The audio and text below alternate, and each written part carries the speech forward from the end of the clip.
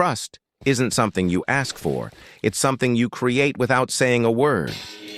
The moment a client feels like they can trust you, their mind stops questioning, their defenses drop, and they become emotionally open to your influence.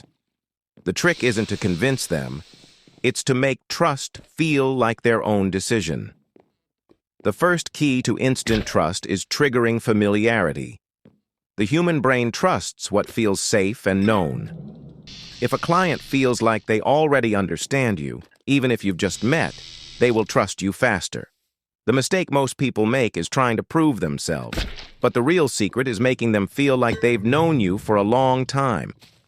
The easiest way to do this is through mirroring, subtly matching their language, energy, and pacing so their brain registers you as one of them. For example, if they type short, casual responses, do the same. If they use emojis, introduce them naturally.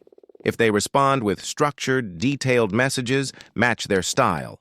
Their subconscious will start processing you as familiar, which makes trust feel natural. The next layer of trust building is revealing just enough personal details to make them feel safe. People trust those who seem genuine and open. The mistake is oversharing too fast, which can feel fake. Instead, drop small, relatable details that make them feel like they are learning about you gradually. For example, instead of saying, "You can trust me, I'm honest," casually insert something like, "I don't really open up to people easily, but I respect honesty a lot. Most people assume things about me, but I prefer when people actually ask." Now, their brain registers you as someone who values honesty, without you needing to convince them. Another powerful trust trigger is framing trust as their own decision. People resist being told to trust someone, but if they feel like it was their choice, they become more committed to it. Instead of saying, "You can trust me," say something like, "You seem like someone who's good at reading people. You don't trust easily, do you? That's a smart way to be."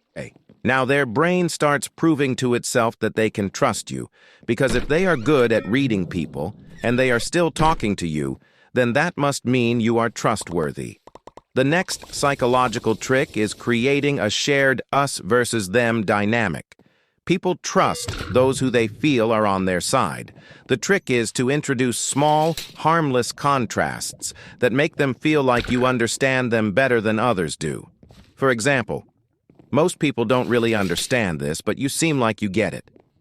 It's rare to find someone who actually thinks like this. Now, their brain is processing you as someone who gets them, making trust feel automatic. One of the strongest trust-building techniques is controlled vulnerability. People trust those who feel real, but being too open too soon breaks the illusion.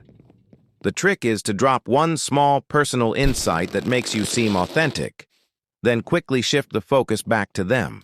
For example, say, "I used to be the type who trusted too fast, so now I take my time with people.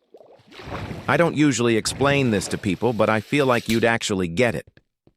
Now, they feel like you trust them first, which makes them instinctively mirror the behavior and trust you in return. Another high-level technique is giving them a small test of trust before asking for anything in return.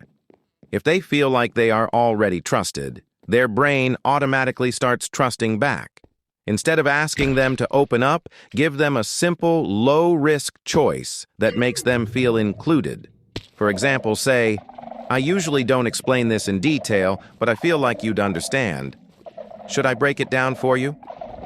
I don't say this to everyone, but you seem like someone who actually listens, so I'll let you in on something interesting." Now, they feel like they are already inside your circle of trust, which makes them less likely to question you later. The final step to making a client fully commit to trusting you is reinforcing their choice after they've made it. Once they start opening up, subtly remind them that their instincts were correct. Say things like, "I knew you were someone who actually gets this. See, most people wouldn't even have caught that, but you did." Now, their brain is working to confirm that they made the right choice in trusting you, which locks in their emotional commitment.